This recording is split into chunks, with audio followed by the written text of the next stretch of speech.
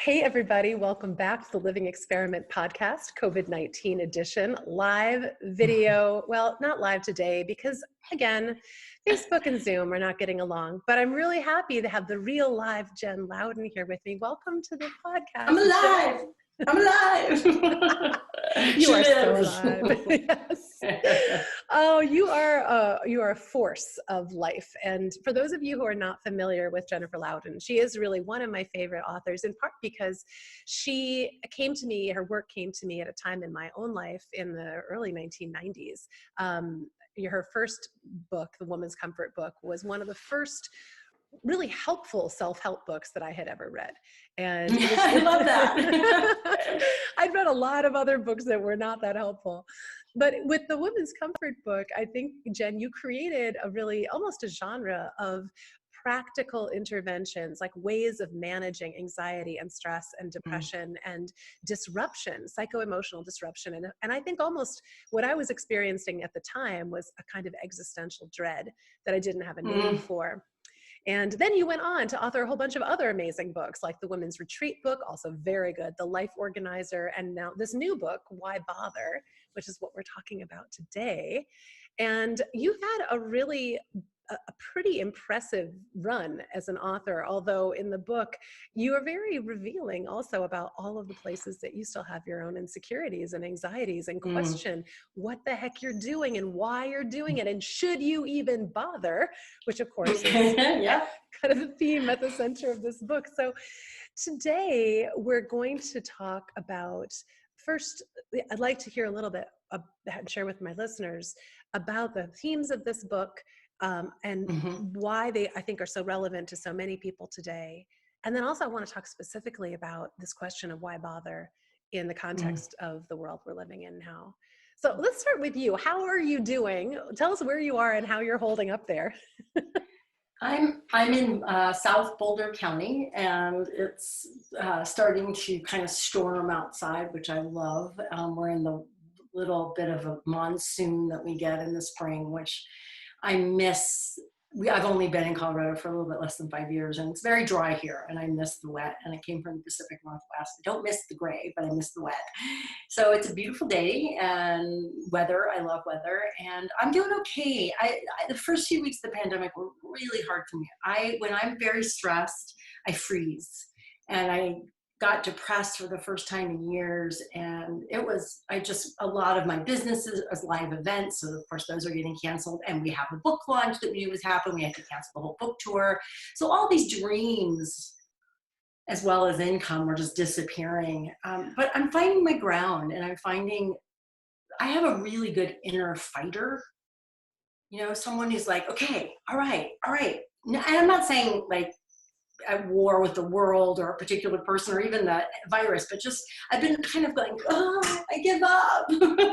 And now I'm a little bit like, no, I don't give up. No, I don't. I love this book, and I'm going to work really hard to get it out in the world. So I'm okay today. That's good. And I feel the same way. My book came out in January, and it's a tough time to launch a book. One of the challenges is, people right now are only talking about pandemic topics, and it's hard for people to really wrap their mind around the fact that books that aren't necessarily about the virus itself are actually more helpful. How do we navigate our lives? Aren't you tired of the virus? Yeah, that too. I'm very tired of the virus. I think we all are. I'm very tired of the virus. But I also think that the virus is bringing people to a level of inquiry about the way that we're living, and a kind of willingness to re-examine our patterns of living, our assumptions, our priorities, and our desires. And I think that the subtitle of your book, Why Bother, is Discover the Desire for What's Next. That is a very timely book in my mind. So I'm glad, don't you give up on this book, because I am telling a lot of people about this book. And I want to point to it's so interesting. Well, no, of course. Congratulations. You got a book done and out. Congratulations for you. I love the Healthy Deviant book. I have told people about it as well. And your central, one of the ideas that's really stuck with me, and I haven't been practicing it lately, and I'm going to start it. I was just thinking about it today, not even because you and I were going to talk.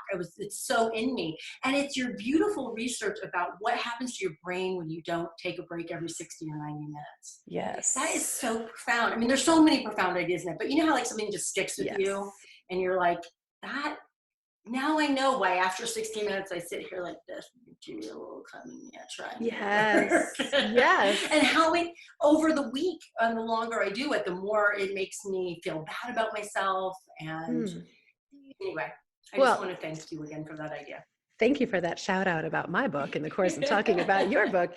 And it's true. I think for all of us who are, either, you know, using effort to move ourselves through this time, or, striving to create what's next, it takes energy, it takes attention, it takes all of the mojo that we have, and we forget that that is a depletable resource, and that it really does need to be Mm. regenerated in these 90 to 120 minute cycles called ultradian rhythms that I can't stop talking about either. I call them ultradian rhythm breaks, or URBs, in my book.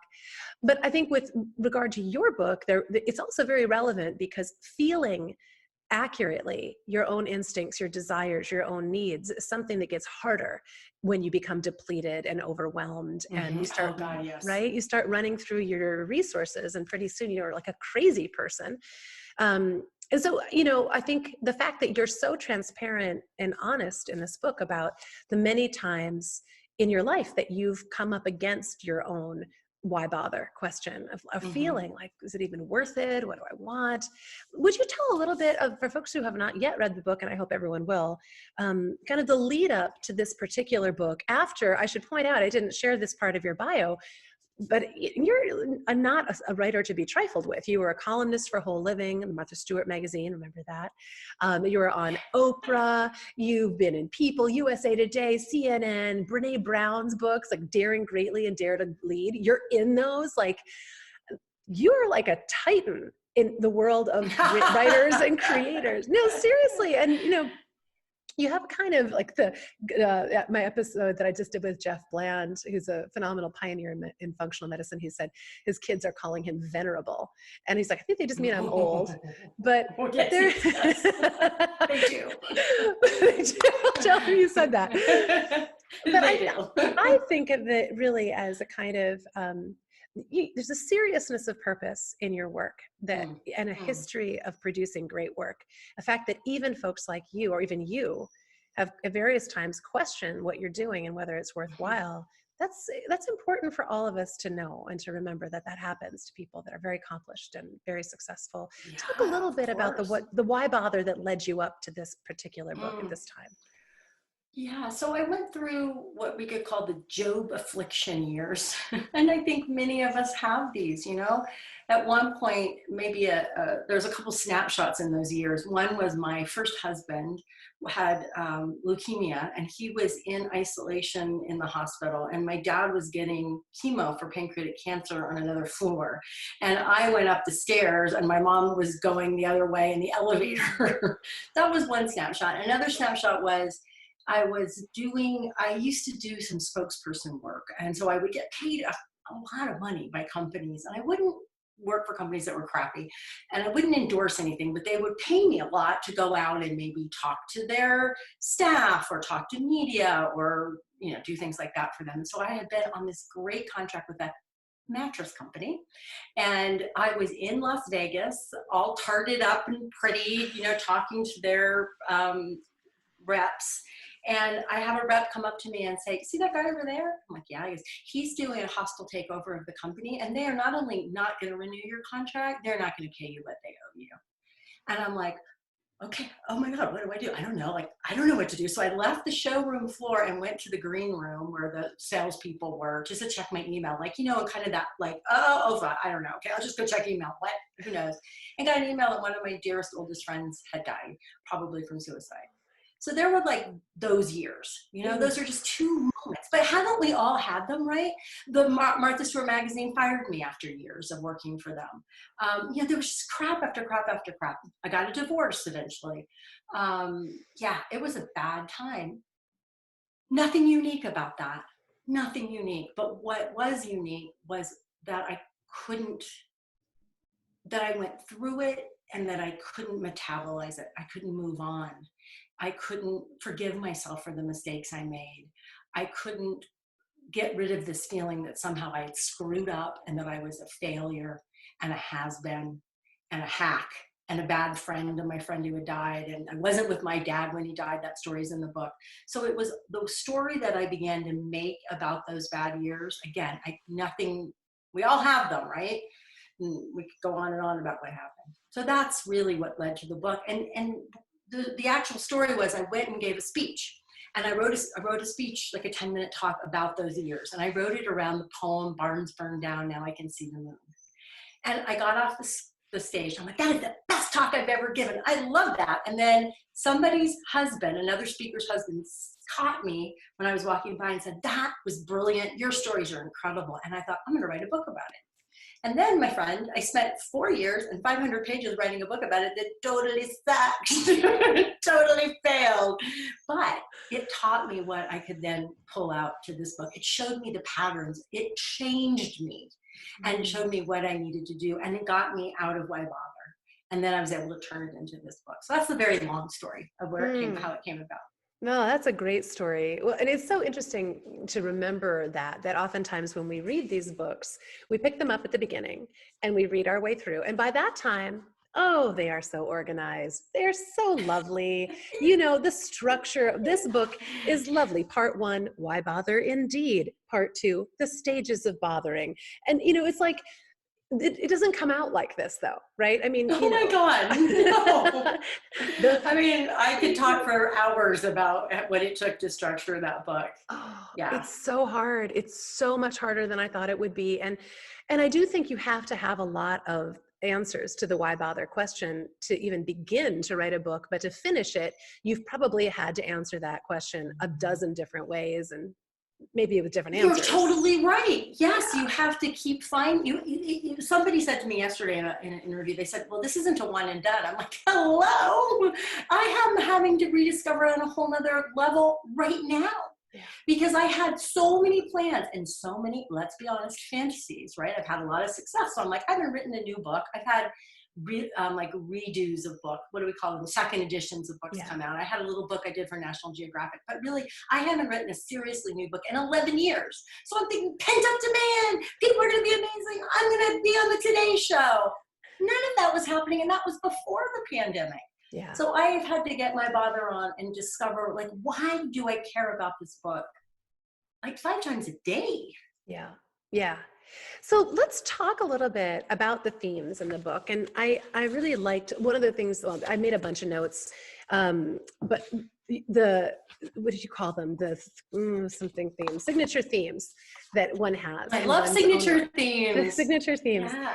And, you know, it's interesting. I started out talking about the themes that were evident to me. I read your book and then I went to a workshop, I think also in the early 90s, probably not long after your book came out. And it seems so clear to me that your gift was really in working with women and helping them move their lives forward in the direction of their dreams and really feeling the full capacity. And it was interesting to me that, you know, this book is still, I mean, clearly you've clarified what you're talking about. But did you is there ever been another theme in your mind, like a signature theme that you wanted to focus on? Do you feel like you got off track with some of the spokesperson stuff and other elements that didn't feel as true to you? Was that it? I think there's 2 things. I think the big reason why I couldn't embrace my signature themes was that I wasn't who I wanted to be. I didn't want to be a self-help writer. I didn't want to be a coachy type. I wanted to be riding a motorcycle, wearing black leather, working at Saturday Night Live, staying up all night. I wanted to be, you know, a novelist, a screenwriter. I wanted to be creative and cool and hip. And that's not who I am. Okay, maybe I'm cool and hip. I'm kidding. I'm kidding. But, you know, so it was really, I think that was one of the reasons. It wasn't that I did spokesperson work from time to time and felt, you know, off base. It was that I didn't want to be who I was. Yeah. And I think that's a theme for a lot of us. I think we miss our signature themes sometimes for a couple different reasons. 1, they're not what we thought they would be. 2, they're too obvious. Or 3, they're not getting us what we thought they would get us, right? They're not getting us the fame or the fortune or the nice house or the career or the paycheck. I think if there is another signature theme that I have, though, it's it's creating, it's in that fiction world of creating worlds. And I love that. But I don't know if that's just something I love to do and maybe not a signature thing. I'm not sure. Yeah. But it strikes me that knowing oneself and getting to know oneself is a really big part of this. Obviously, at the center of this book is this desire, like the value of Hmm. actually wanting something. And so many people Right. I've heard say, I can't feel what I want. I don't know what I I want. know. I don't know I how to tap know. into what I want. And you have a bunch of really thoughtful, both amazing stories. And I think this is where your storytelling becomes such an incredible gift inside of nonfiction books, is describing the experiences in your own life and relating the stories of others in ways that are so palpable. But that both the Thank you. feeling of like, yeah, oh yeah, it's it's great, and it really is painful at times to recognize. When I was reading a section of it this morning, I was reflecting on how often I've heard people in my own life say the things that people talk, like, I don't know, I can't feel it. And talk a little bit about how you help people tap into and feel what it is that they want, and the stages of bothering, through the stages of bothering. Mm-hmm. Well, I guess I can approach that two ways. The first thing is the stages of bothering. The first stage is leave behind. And you heard me tell that story about what got me stuck. And what got me stuck was that I couldn't leave behind. I couldn't leave behind the mistakes I made. I couldn't leave behind my first marriage. I couldn't leave behind my dad. Um, I couldn't leave behind my disappointment of how things should look creatively. So that's the first stage. I'm not saying it's like, you leave behind and it's all, but the idea that you even see, yes, you even see how you're holding on to what can no longer be, or what has been taken from you, or what has changed, or you're holding on to what's familiar even though it's dead. That awareness is the first step. And it starts to kind of loosen up the ground a little bit. The next one is ease in. And that's the idea, that try to give you some things to do that will start to give you a little bit of a little feeling of the energy of life flowing again. Things like really realizing that you matter, that your choices matter, that what you want matters, self-compassionate grit. Mhm. The next one is settle. And it's not settle for, it's settle down. And Mhm. it's that quiet. It doesn't have to look like meditation. It doesn't have to look like being still with your body, but it has to look like finding the grace of inner stillness, because without that, we cannot know what we want to bother about. We cannot find our desires. And that brings us to the next step, which is desire. And your real question in there, which is, why don't we know what we desire? And I tell you, man, I could have written an entire book about why we don't know what we desire. And I spent a lot of weeks on it, and it became just a few pages in the book. But there are cultural reasons, there are society and culture, I guess we call them the same things. There are physical reasons.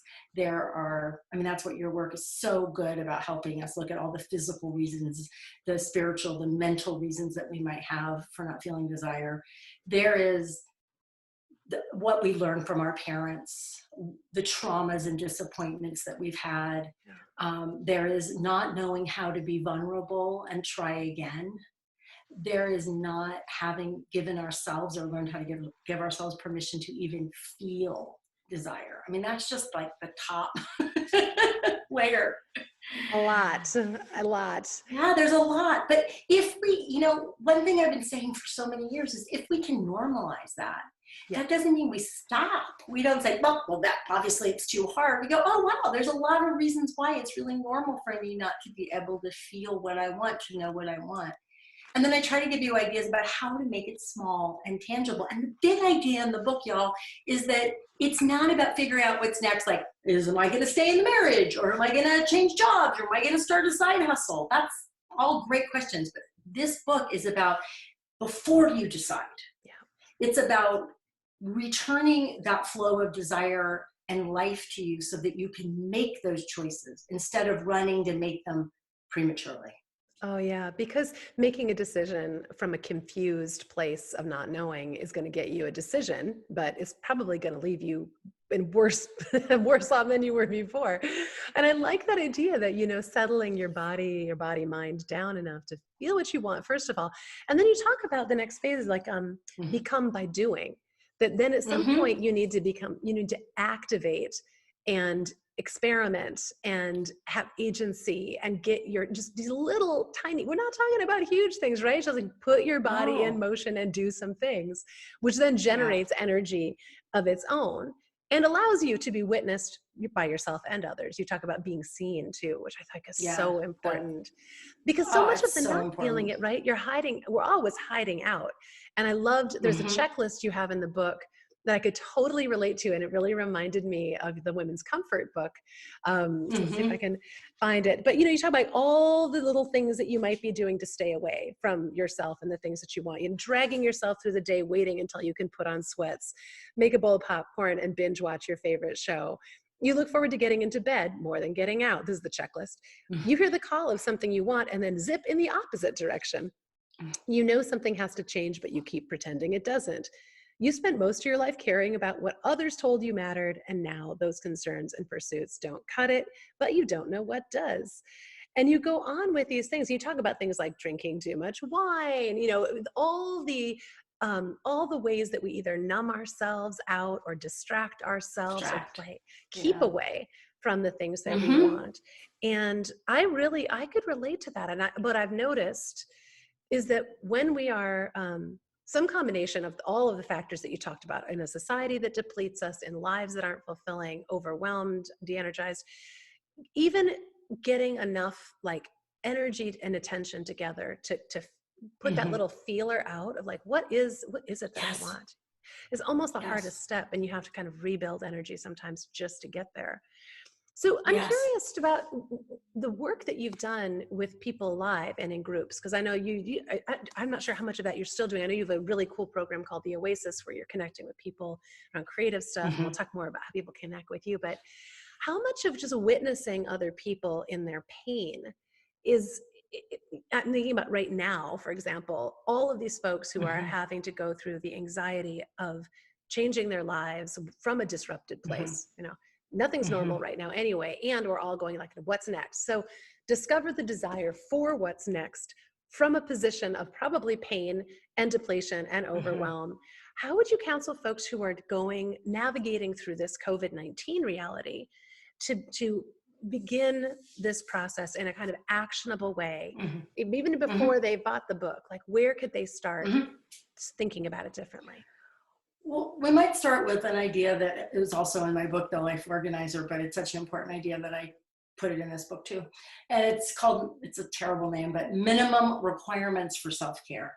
Yeah. And what are the minimums that you need? Not as goals, not as a to-do list, nothing like that, that are going to help you return to some sense of grounding and safety and well-being. And it's really easy, I think, right now, especially for those of us who maybe aren't on our schedule, aren't on our regular life, or they are homeschooling, and everybody has come home, and there's 19 people like living in your house, as you said, sharing all these different spaces. And I think in the beginning we sort of threw everything up in the air, and I think that was appropriate, but now it might be appropriate to start to say, okay, I am going to have to build a life from this. This is not going to continue forever. I don't want to leave this pandemic exhausted. Some people are starting to come out of lockdown now in some places. We'll see whether that lasts and whether that's safe or not. I have my doubts, but I'm going to be able to get a haircut in a couple of weeks. I'm going to be able to go get my braces fixed, my Invisalign. So if you do know that things are going to start to become some next step of the pandemic, where do you want to be with that? Do you want to be exhausted from drinking too much or watching too much TV? So I think beginning to kind of think like we're training for what's next Yeah. with self-care. And here's the thing, self-care has become a $2 billion a year industry. I'm not talking about a scented candle. I'm talking about, are you taking your vitamins? I'm talking about, are you actually getting any exercise? How many hours a day are you sitting in one place? I'm talking about your work in your book, right? And what are some small steps to start there? So that's the first thing I would pick. Then if you do still have, like you have time, like I see on social media and in the media that people do have time, some people, and are you allowing that time to be used for things you desire? can you allow yourself to explore some desires without them having to mean anything or Mm. show you anything? So if you desire to bake, like so many people are baking, great, do it, enjoy it, savor it. If you want to watch the entire Battleship Galactica back catalog, do it. Be like, go for it. Like, what are your desires telling you? And if you're like, I have no idea, Jen, I have no idea, then start asking yourself, what do I want? And use the time to actually listen for the little tiny tendrils, the tiny ideas. I want to get my colored pencils out. Well, I don't know. Like, what would I do with them? How would they? I mean, I don't know how to draw. I mean, I haven't gotten them out in years. I'm like, okay, just get the colored pencils out. Mm. Start doodling with them instead of needing it to be something. Mm, that's so good. I know, I like that you talked too about the reality of our competing commitments and the idea of like immunity to Mm, change, our emotional immune system, how just when that first piece comes up of like, oh, the colored pencils, then out comes the, but I shouldn't because I have this other thing. Or if I do that, then I won't have time to do this thing, more important thing. And how we're constantly, our system is battling to create mhm, normalcy and the known, and it doesn't like change. It doesn't. You talk about Robert Keegan and Lisa Laskow-Lahey, who are the authors of Immunity to Change, which I think is a great model. They're Harvard researchers, but I found their work to be so applicable to all of these different realms: health and self-improvement mhm, and creativity. This idea that every time we start to feel the call of something, there's like an iron top that comes crashing down on it. This is like, I don't think mhm, so, because we're terrified. We don't know what happens, and we're convinced that to get what we want, we'll have to give up something else that we can't possibly give up. And so it's just like end of game. We never explore it further. Rather mhm. than what I think you're advocating for in this book is sort of beginning to sort of tenderly, gently acknowledge the resistance that you have to doing it, and experimenting in some safe ways that let you see what really happens. And you might be surprised that in fact the world doesn't come crashing down, and the things that you thought were competing commitments may in fact not actually even compete. That's another piece. It's like you might not have to give up the thing you thought you were going to have to give up to have this other piece. um Yes, yes. yeah. There's a place where you talked about, for example, your own desire, as a staunch environmentalist, like to do something Mhm, about climate change, but how often mhm, you would just be like detoured from that by some other, similar, some other, desire, distraction, something that was easier, something that let you, go watch a show and mhm, just forget about it. And all the stories that you would tell yourself about that you couldn't make a difference and was so big, mhm, why bother, right? Like, why even mhm. try? How do you move beyond, how do you question or interrogate that instinct when it hits you with something as big, say, as climate change, or the entire economy is in shreds, this is a terrible time to start a new business, like, why bother? Like, how do you move through that? Right. Well, I mean, if we look at the immunity to change stuff, what I tried to do, I love their work so much, but I also find it really a little difficult. And I've been trying to work with it for years to try to help people work with it. So in this book, I took I'm just grabbing my copy. I took the idea behind it and I created a little journaling prompt that it's a little difficult to do on your own, but not impossible. And of course, I'm trying to find it in my book. Mm. Um, I did find that too, by the way, that it's, the book Immunity to Change, while I do recommend it oh, to here it is. I people, got it's it. like this thick, and it's so researchy, sciencey, like a business book, textbook. It's not like the Yeah, funnest yeah. read. So yeah, I too have gone through some attempts at kind of codifying it in a simpler, more user-friendly way, that if people are interested, they'll go read the bigger book. But until they kind of understand how Exactly. it works, the barriers to entry are too high. You find your prompt? Exactly. Yeah. So the idea is to fill this out over and over again until you make yourself go, oh God, that's it. I'm so embarrassed by that. I so thought I was over that. I so thought that wasn't true anymore. And the prompt is, if I care about blank. So let's say if I care about climate change, I'm afraid that. And you can just keep your hand moving for 2 or 3 minutes. What are you afraid about? You're gonna get there. Sometimes it takes a couple of stabs at it. I'm afraid blank will happen, and that means blank. What's the worst possible outcome for you? Mm. So if I care about climate change, I'm afraid that I won't be able to do anything, that I'm too stupid, or that I'll get completely overwhelmed with it and give up my business and we'll lose our house. Here we go. We're getting hot. And I'll lose my business, I'll lose my house, and I'll lose any kind of creative voice, and I'll be consumed. I'll become one of those dour people who only talk about climate change all the time, and I'll be super, super depressed. Okay, that's pretty much where I would go. And then to take it out of that, we do little experiments. So I want to care about climate change. What I do instead is nothing. Watch a lot of, British detective stories. Give a little bit of money, and okay, wait, actually, I went back to the same prompt. Let me go do the nano experiment. So then the idea is to try to set up a tiny experiment, not to prove yourself wrong, not to talk yourself out of it, not to give yourself positive thinking, but to see what data could I gather that if I took, for example, regular action on climate change, and this is the nano experiment that I've been doing until the pandemic started, and then I took a break. What data could I gather from taking a daily action on climate change? What data might I gather? And what I gathered was I didn't give up on my business. I didn't get overwhelmed. I actually was the opposite of depressed. I felt more engaged. Yeah. And I actually could find things to do that felt worthwhile.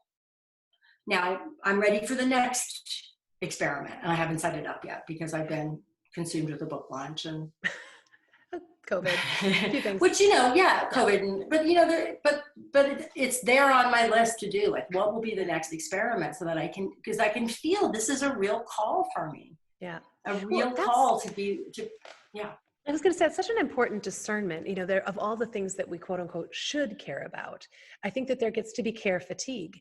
And, we're exposed, we talked about this in our news episode, we're exposed to an almost inconceivable number of problems and disasters and things that need fixing. And we're, no matter where we are, we get the whole world's problems coming at us, and we're being asked to pay attention to them, to care about them, to intervene in some way, and to do so sometimes without really even understanding where we fit into this whole system, of why care, because like our entire lives depend upon this planet operating properly. And we can forget that while we're just watching all the data flow in from the media. But I think that returning to the true answer of why bother, returning to the source of your own desire to change anything, to do anything, to create anything, it has to start from a not overwhelmed place, right? So the idea of these micro, nano experiments are really designed, and at least I can see that how they work for me, is to bust me out of my stupor of overwhelm and of inaction, to begin creating just like a little crack, and then the light comes in, and then it's like, oh, there's more. And oftentimes we don't realize what we're even capable of, or what we have in our own gas tank when we're feeling overwhelmed and depressed. And so you have a neat way of, I think, approaching this, which is like, first, you kind of got to fill yourself back up enough and settle enough that you're capable of hearing your own body mind's messages, rather than all of the world's priorities for you, than they want you to care about and have the resources flowing to them. And in this world now, where people are getting 24-hour news cycles about a virus that seems to have taken over every single part of our lives, right? And like you said, disrupted our lives. It gets even harder to listen to that call, I think, for what's next. So the prompts, this is one of your zones of genius in my mind, Jen, is that you've really become a detective of finding the strategies that are like high octane, they deliver a result from you doing some small thing like answering a question, and I really think like answering a question. If this happened, then what? Or what if I could do a little thing right now? What would it be? How do you take a person who is, let's say, overwhelmed from trying to homeschool their kid, not sure where their job or paycheck is coming or going, Mm-hmm. unsure maybe about the roof over their head, and trying to figure Mm-hmm. out like getting through the next week or two with all the unknowns that are Mm-hmm. built in. What would you counsel? Where does that person start? I don't know that you do start. I think it's survival. I think that person needs to focus on survival. I really do. I was talking to a well-known journalist yesterday, and she was like, I realized last week that I didn't want the pandemic to be over because I wasn't ready yet, because there's so many things I still wanted to do. And then she got a whole list. And it moves from clean out the basement to write the novel to finish the next book proposal. I'm like, whoa. So I think for somebody is in, the kids are at home and you're trying to do your job or not, or you're worried about money, you're worried about being evicted or losing your house. I think it's absolutely about how can I calm my nervous system down and calm my mind down and find moments of real calm and quiet and safety. Yeah. And the thing that I love so much about the Lisa Leahy and Bob Keegan work is that they tell us that we're not really afraid of change. We're actually not afraid of this bottom falling out of our world now that it's happened. We weren't afraid of that happening. We're afraid of how undefended we feel. Mm. So someone who is in the crisis part of this experience, which are so many billions of us, we have to find ways to calm our nervous system down. We have to find ways to practice feeling safe and resourced. And you know how to do those things, or you wouldn't be listening to Pilar. You have things to do. Are you practicing them? Are you doing them, even for 2 or 3 minutes in the shower? Mm-hmm.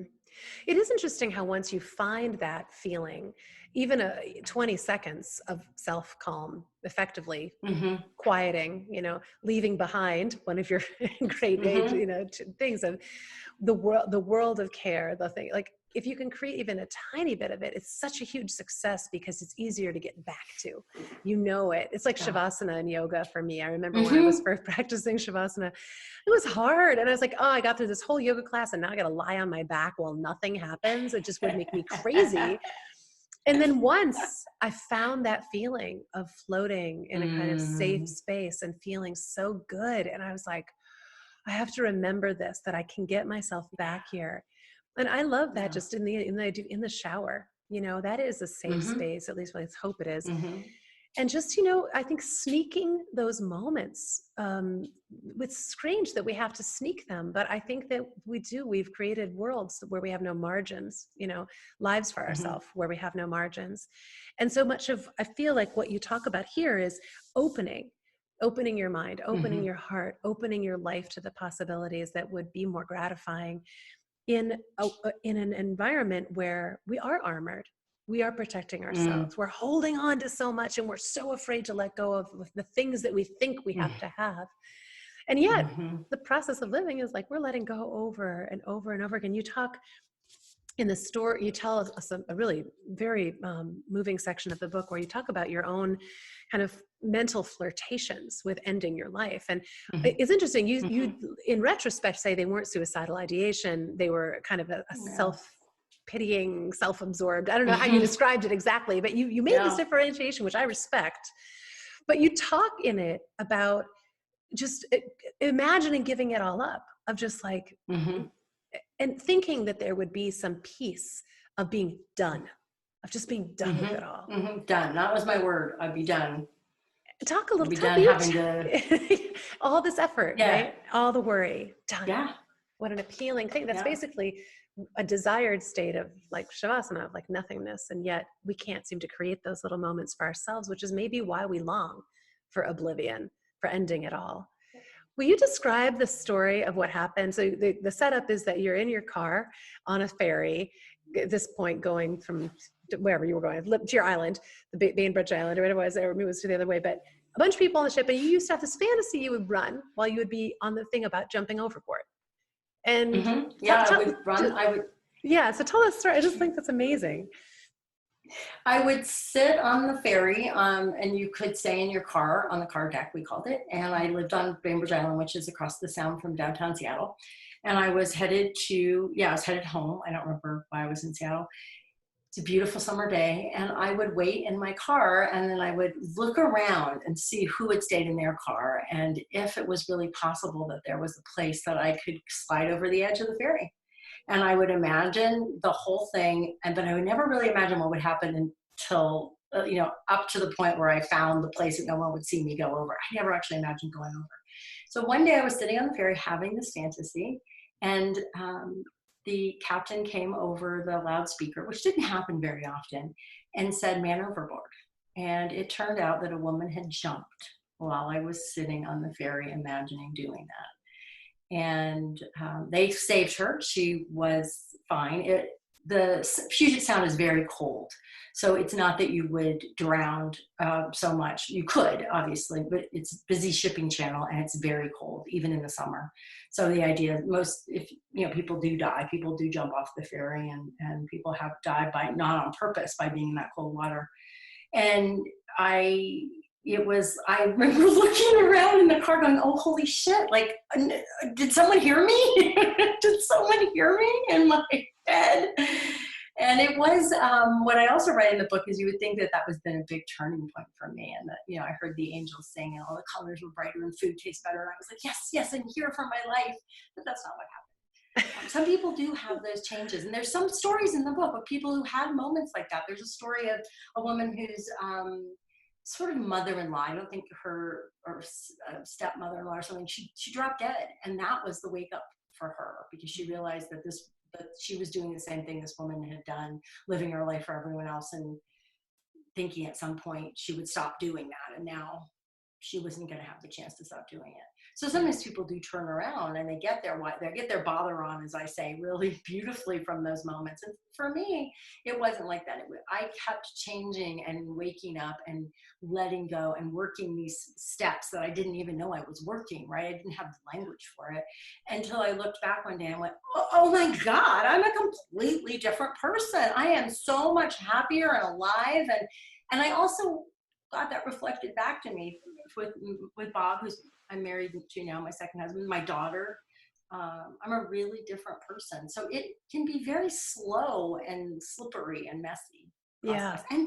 And for me, it was a really deep dive into, I don't know why to bother. I don't know what I bother about. Lots of people, it's not, right? It might be a passing thing. It might be one area of your life. It might be your work or your health. But, for me, it was really, I put the whole thing in the crapper. Well, it's funny. Whole life in the crapper. Your whole life, well, and several times. I mean, that's another thing I think is the cycles that we go through of having to ask the question over and over again. We build the life that we think is the life of our dreams, only to be like, that's not it, and that I think that sometimes we associate the phrase, why bother, with a kind of an adolescent shrug of like, meh, who cares? Mm-hmm.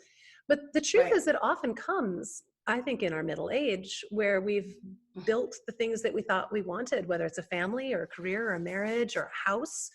And I think about, there's a great scene in that old film, I think it was War of the Roses with Kathleen Turner and Michael Douglas, where she finally fixes this incredible house up exactly how she wants it. Like the last throw pillow goes into place. And then she suddenly realizes that her perfect life has made her utterly miserable. And she proceeds to take it all apart, like just destroys it all. And I do think that there is a kind of, if we're lucky to live enough years, there's a kind of a mature version of why bother that will happen to us, increasingly mature version. It's helpful to read the work of people who've been through that and explore it and are willing to expose the phases of that why bother journey. And I really commend you for doing that as honestly and transparently as you did, because I think too often what we see is a very sanitized version of the before and after story of like, my life was a big hot mess until bam, I did this and now I'm selling you my plan. Exactly. And that's the opening story of so many business and self-help books. My life was a mess and then I did this and now I'm going to show you. And then you get the story. Then you get the Right. story that's like, actually, I lied when I told you that I was good because I was still a practicing alcoholic and cheating on my husband and $5 million in Right. debt. But now this is the real book where I'm going to tell you the Yes, real exactly. story. Oh, wait. And then. But you can believe me this time. Yeah. I Yeah. mean, I think the truth is, all of us, we'd be crazy not to be asking that question. And I hope that more people will be asking it from a place of this disrupted time. It's a gift. Mhm. The disruption is a gift to get us to ask that question and maybe probe more. And the exercises, the prompts that you offer, the reflective opportunities, the experiments for people who listen to this podcast, we always give them, experiments that they can run. Sometimes it's reflections, like, things to imagine or to Mhm. consider. Sometimes it's like, go out into the world and do a thing and see what happens. Mhm. And I think that this book is full of those kinds of experiments and exercises. Yeah. And I really thank you for making it so rich in that way. Um, so we have a few more minutes, and I want to make sure people know, first of all, like, for whom do you say this book is for, so people kind of Mm. self-identify? Yeah. I think it's for anyone who finds themselves asking a question about more and thinking the answer is no. So it's like, you probably don't say to yourself, why bother? You probably say to yourself, it's already been done. I'm too late. I'm too old. I tried that. It didn't work. He'll never change. She wouldn't be into that. Right? So it's really the experiment. If I gave anyone a living experiment today, it would be to notice, how are you languaging it? Hmm. You're probably not using why bother. And then, where do you think you already know the answer? No, there is no more. There is no more for me. You may have to have someone help you hear it because your friends are hearing it, or your mate is hearing it, or your therapist is hearing it, right? You're so adamant that that isn't possible, whatever that is. No, I can't get a handle on my aching joints. That's just never, I've tried everything. Whatever. It could be something that small. Not that aching joints are small, I've had them and it can be really horrible.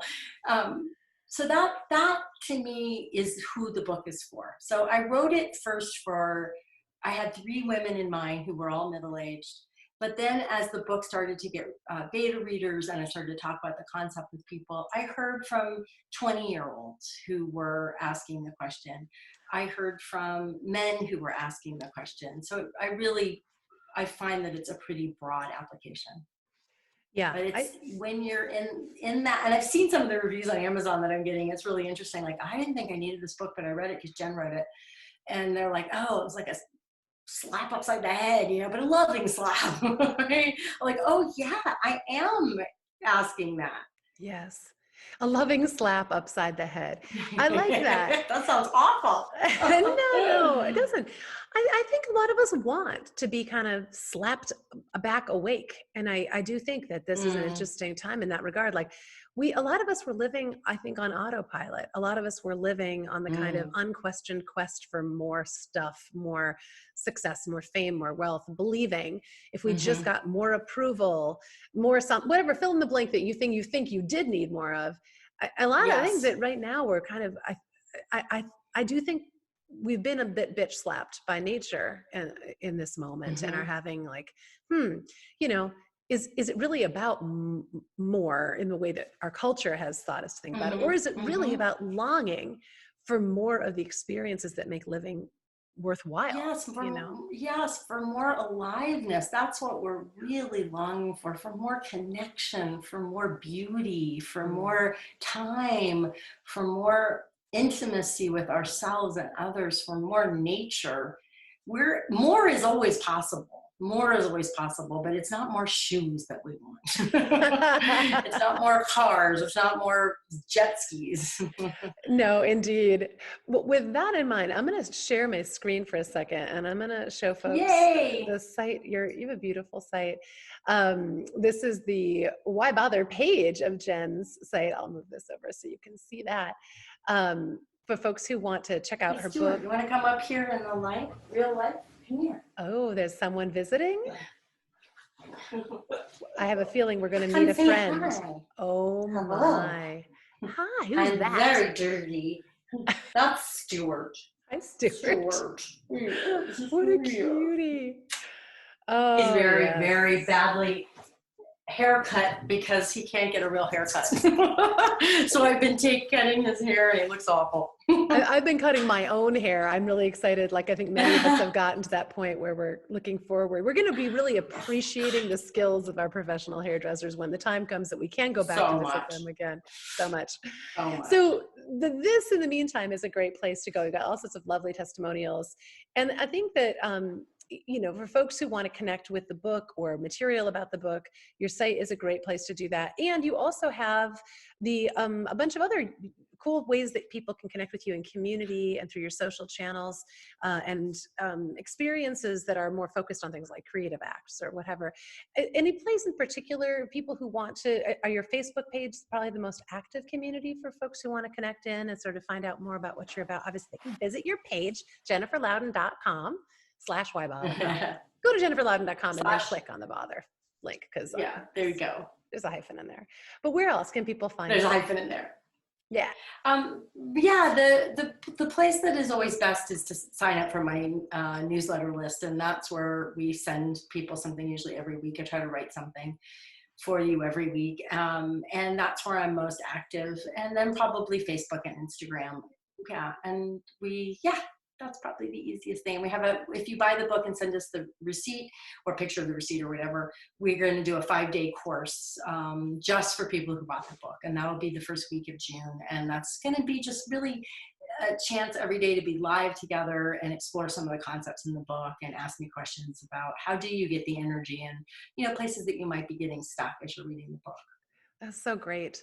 Well, I really encourage people to check it out. And I know I asked you this before, and the answer was no, but I'm assuming that the Women's Comfort book is still out of print. Did anybody reprint that book yet? The Women's Comfort book has remained in print. It is continuously since 1992. Oh my gosh. The Women's Comfort book and the Couples book, Couples Comfort book, and the Women's Retreat book have remained in print. Comfort Secrets for Busy Women, I think, is only an ebook now. The Pregnant Woman's book, I think, is out of print. And the Life Organizer is still in print. Yeah. It's great. Well, these are classic books, so I hope that they continue to stay in print. And like I said, you know, there's not that many books that I read in the 1990s that I still remember reading and still appreciate. I unfortunately lent my old copy out years ago, several times, so to desperate people who are in need of comfort right then and there. And so I'm going to go replenish my supply of Jen Louden books. And I ordered this book for myself, but I'm also going to order it for a couple of friends who I think are contemplating the questions around why bother, and really wanting to tap into their own desire and that feeling that something is calling. I think something is calling a lot of us now. And if we can heed the call and tap into the instinct that will direct us better, I think we will live better, healthier, happier lives and probably contribute more of what we were here to give in the first place. So I totally believe that. It's not often clear when you're in it, but I know from being on the other side, that is absolutely true. I really appreciate you taking time to join us today. And you kind of offered us an experiment already. And so would you recast your experiment just for folks who want to, you know, okay. So Jen's going to give you an experiment and I'll think of mine while she's describing it. I want to make sure you guys grok it. Living experiment. Okay. Jen Louden. So the living experiment is to notice where and how you are saying no more. It's the flip side of why bother. You're saying, I already know I can't bother about this. There's no point. I'm not going to make myself vulnerable again. I cannot say that word. I never can say that word. You're not going to expose yourself again. You're not going to trust someone again. You're not going to try something again. Where are you saying no? And listen in. What are the words you use? What are you giving up on? What are you insisting can't happen? Love that. I'm going to borrow one of my own experiments from a past episode. I think we did a jealousy episode. If we didn't, we're going to do one because it's a good topic. I like the idea of reflecting on whom you're jealous of, or what makes you jealous. What do you envy? What provokes that feeling of like, she's got that or he's got that and I want it? Who do you get annoyed with because they've got going on something that you want going on? And then recognize the shadow desire in that. And absolutely there will be a part, back to Jen's experiment, that tells you the reason you can't have it because you're unlucky or unworthy or some other circumstance. But just notice, without judging any of those outside things, the fact that this is a form of desire that has come slanking up to you in the form of jealousy or envy or resentment, and see what's in there for you, because it might be a little bit of the desire for what is next. And I really hope Yes, I because I love have fun that. with this. Good. Okay. Well, I know you have another thing at your lady who's in demand. Folks, if you haven't already checked out Jen Louden's book, but this current book, Why Bother? Discover the Desire for What Next. I highly recommend it. It's a fun read, good read for this time.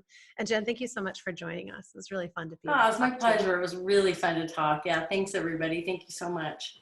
Bye. Thank you.